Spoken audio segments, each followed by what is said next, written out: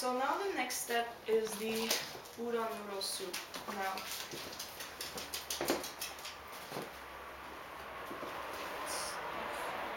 sorry, first time. Okay, it's always on. Okay. There's no off button, or I can't find any. So I just put the plug in. That's good.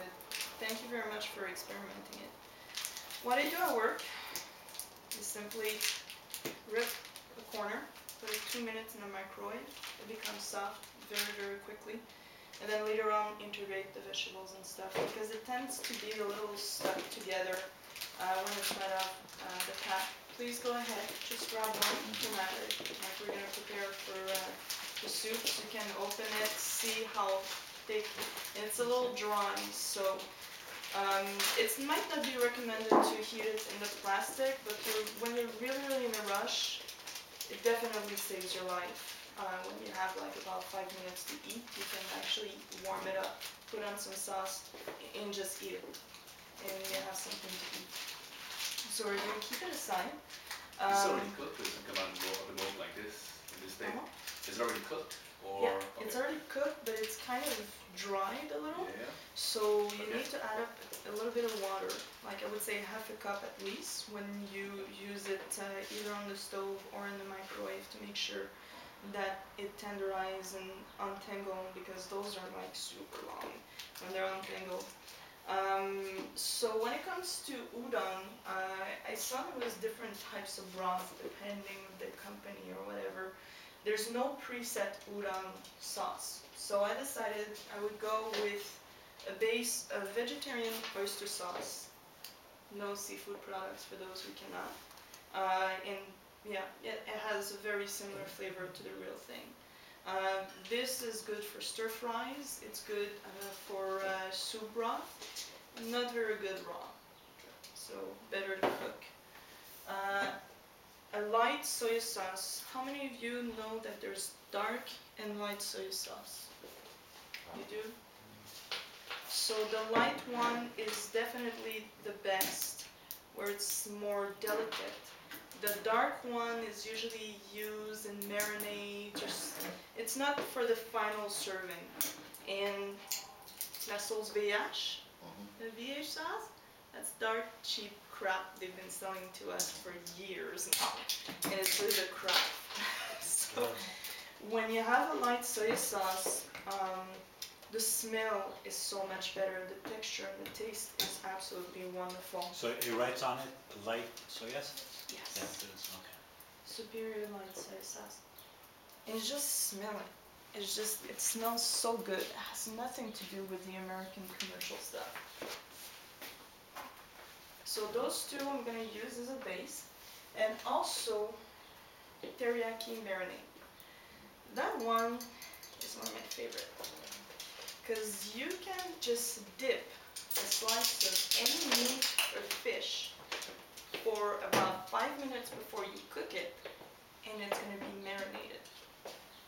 It's a super quick marinade, and it tastes absolutely awesome. I'm just reviewing every ingredient because I'm so scared to have any fish products, but there is none. We're safe with that. So those are the 3 ones that I usually like to play around. Sometimes I don't use that, I just use those 2. Sometimes I just use those 2 and vice versa. And sometimes I just use one as well. And this is for only soup? It's to create a broth, to create a flavor. Okay. Also, some people may be using fish sauce. I think with the 3 we have there, we're going to be good enough for today. And that's everything I brought. But the fish sauce... That's the worst possible branding. It's horrible.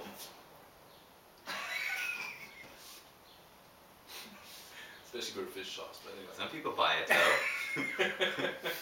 Never. Yeah. Thank you very much for bringing it up, because I buy it because it's my favorite, then I can You never see knew why.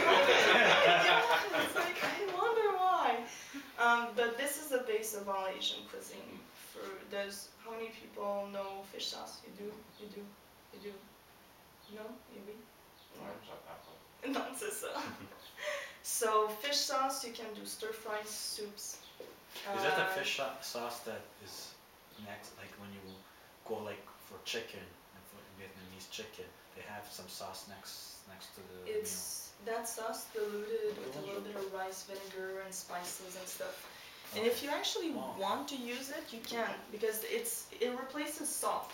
Pretty much, when you use that, you don't put any salt.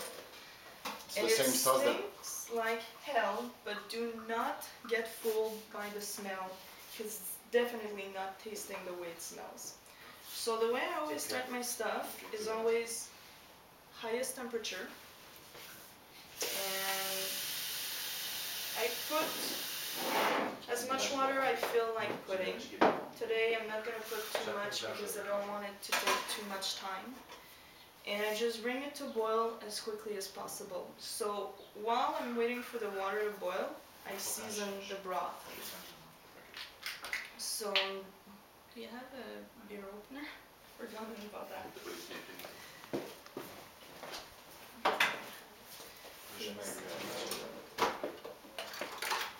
And I usually this.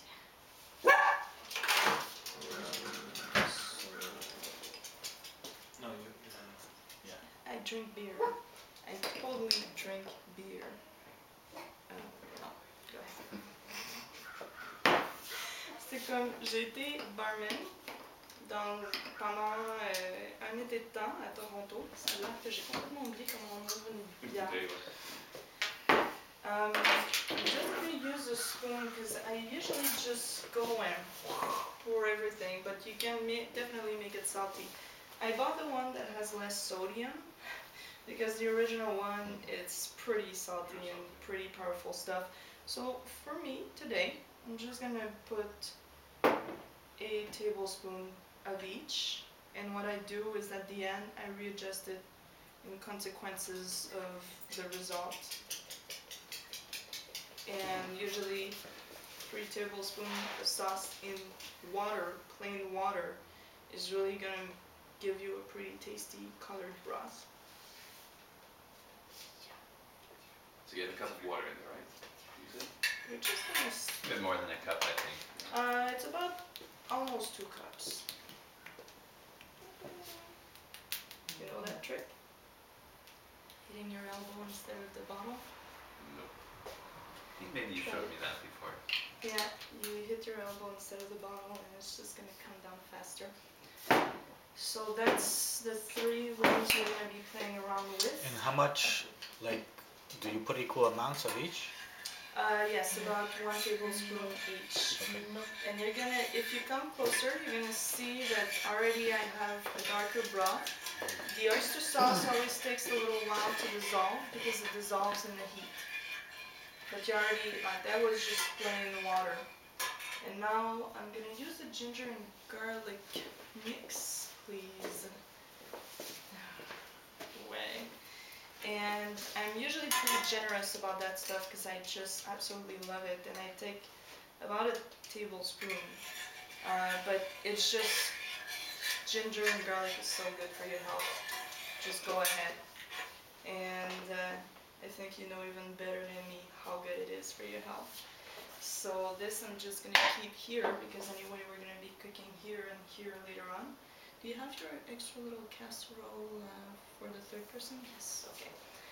And depending on the result that I'm looking for, when it comes to the onions, even though they're very sweet and everything, I still prefer them slightly cooked because I always have a bit of a hard time digesting them.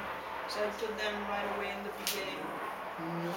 With nira, it can be a little bit later on and still gonna be okay, but green onions and chives, I really definitely have to cook them or else I'm killed.